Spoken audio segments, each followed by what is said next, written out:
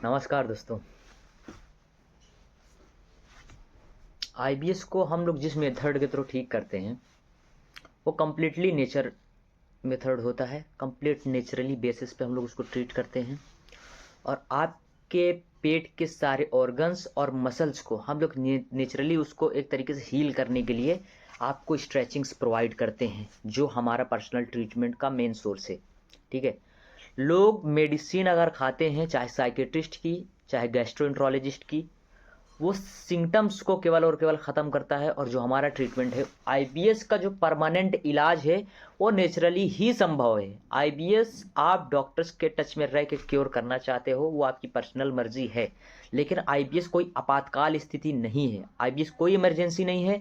IBS लंबे समय तक चलने वाले सिम्टम्स हैं।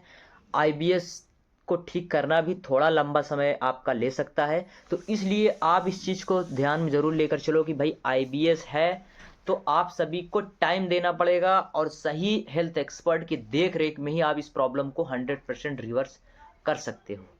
उस दिन मैंने आप सभी को व्हाइट बोर्ड पर समझाने की कोशिश करी कि जो हमारी वेगस नर्व होती है वो इरिटेट हो जाती है इरिटेबल बाउल सिंड्रोम की प्रॉब्लम में। तो वहाँ पर होता ये है, आपका माइंड अलग वे में काम करता होता है और आपका डाइजेशन बिल्कुल अलग वे में, यानी आपके मेंटल हेल्थ और आपके गट हेल्थ दोनों के बीच में जो एक संतुलन बनी होती है, ठीक है, वो ख़त्म हो जाती है। दोनों का संपर्क टूट जाता है। इस वजह से वहाँ से शुरू होता है संग्राड़ी, यानी आईबीएस।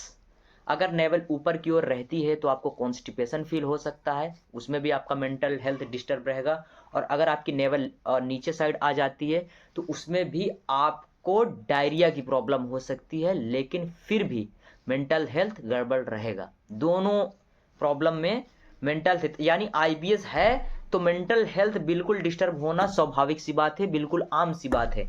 लेकिन सिम्टम्स जो होते हैं जैसे कि कॉन्स्टिपेशन, लूज मोशन, या फिर यूडीएफ, या फिर और भी इंडाइजेशन जैसे सिम्टम्स जो आप देखते हो, कई कई बार मोशन मल्टीपल टाइम जाना, कॉन्स्टिपेशन में कम बार जाना, डायरियल में काफ़ी बार जाना, मोशन दिन में 4 से 6 बार 8 बार, तो वो सारे सिम्टम्स जो हैं वो आपके लेवल पर डिपेंड करता है। तो हम सबसे पहले जब फर्स्ट टाइम मेरे पास पेशेंट अपॉइंटमेंट बुक करके अपना ट्रीटमेंट शुरू करता है तो हम सबसे पहले पूछते हैं कि मोशन कितनी बार आप जाते हो, क्या क्या सिम्टम्स आते हैं, क्या क्या प्रॉब्लम्स हैं, सारा का सारा हम उनसे पूछते हैं।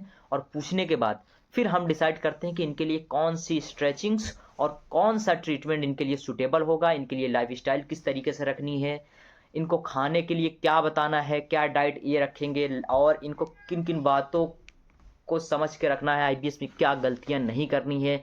एक एक चीज़ स्टेप बाय स्टेप हम बताते हैं और 1 महीने का सेशन देते हैं। सबसे पहले 1 महीने का सेशन देंगे और उसमें फिर टच में रहते हैं हम लोग कंटिन्यूअसली व्हाट्सएप के थ्रू।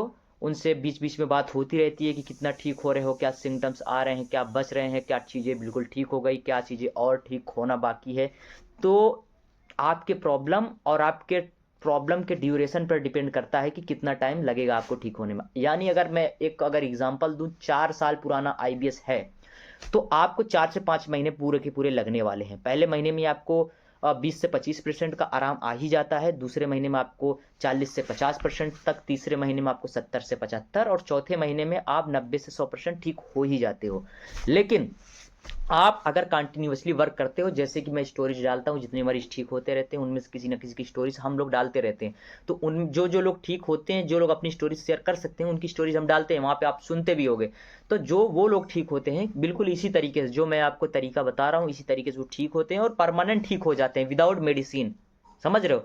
तो आप भी अगर इस तरीके से सिम्टम्स लेकर बैठे हो, ठीक होना चाहते हो, तो दोस्तों सबसे पहले मेडिसिन से डिपेंडेंसी ख़त्म कर दो और आज से ही काम पर लग जाओ। जिस तरीके से हम बताने की कोशिश करते हैं, जिस तरीके से हम आपका रास्ता एक तरीके से चुनाव कर देते हैं, उसी रास्ते पर आप चलते जाओ। और गूगलिंग बंद कर दो। व्हाट्सएप पर जो ग्रुप में आप ऐड हो संग्राहली वाले मरीजों के साथ, अगर बहुत सारे लोग टच में हैं आईबीएस से रिलेटेड, जो निगेटिविटी फैलाते हैं, जो ये बताते हैं कि आईबीएस ठीक नहीं हो सकता, आईबीएस वैसा है, आईबीएस ऐसा है, वो इतने साल से लोग झेल रहे हैं, नहीं हो सकता, तो इन सारी चीज़ों से बचो। और ये सारी चीज़ें बिल्कुल सरासर गलत हैं। आईबीएस के बहुत मरीजों को मैंने ठीक किया, सारे ठीक हो भी रहे हैं जितने नए आ रहे हैं, किसी ना किसी की स्टोरीज हम डालते रहते हैं तो लोग सारे ठीक हो रहे हैं, ठीक है। तो इसको दिमाग से आप निकाल दो, आप भी अगर इन सिम्टम्स से परेशान हो आप भी ठीक हो जाओगे।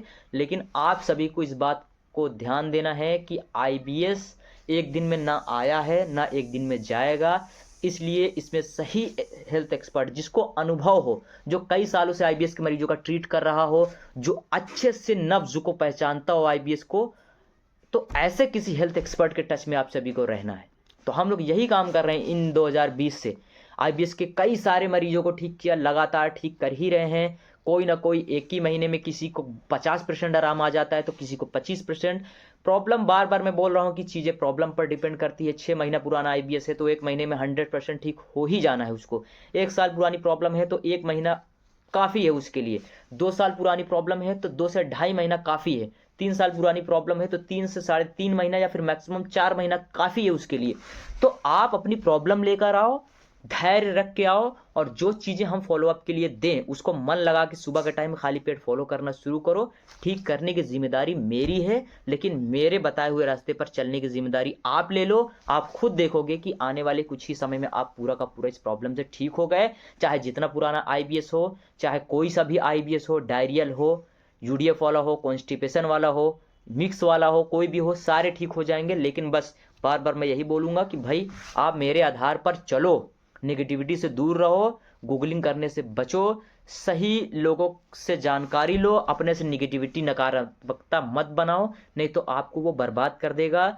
आईबीएस में लोगों के साथ पता है क्या होता है, नॉर्मल लोग तो अगर जवानी में धक्के खा रहे हैं ज़िंदगी से जॉब के लिए, क्योंकि आज के दौर में हिंदुस्तान में जान रहे हो आपकी एक तरीके से बेरोजगारी चरम पर है, बिल्कुल चरम पर। तो यहाँ पर माँ बाप कमा रहे हैं, बच्चे को खिला रहे हैं। जिस बच्चे को माँ बाप की सेवा करनी चाहिए, आज वहीं पे भी बूढ़े माँ बाप अपने बच्चों की सेवा कर रहे हैं। तो उसी के भीड़ में पता है क्या है, मैं पहले एक नॉर्मल इंसान की बात करता हूँ। उसे चाहे भूख लग जाए, 2 वक्त का खाना खाना चाहिए इंसान को, वो 1 वक्त का खा रहा है, उसके जेब में पैसे ना हो, चलते हुए उसके जूते फट जाएं, फ़ोन पे रिचार्ज कराने के पैसे ना हो, काम करने के लिए कोई रोजगार ना हो, और आप दिन भर इसी तरीके से चलते रहते हैं। लेकिन एक नॉर्मल इंसान में पता है क्या होता है, उसका किस्मत चाहे साथ दे या ना दे, उसकी जवानी साथ देती रहती है। लेकिन आईबीएस के मरीजों में पता है क्या है, जवानी भी साथ नहीं देती।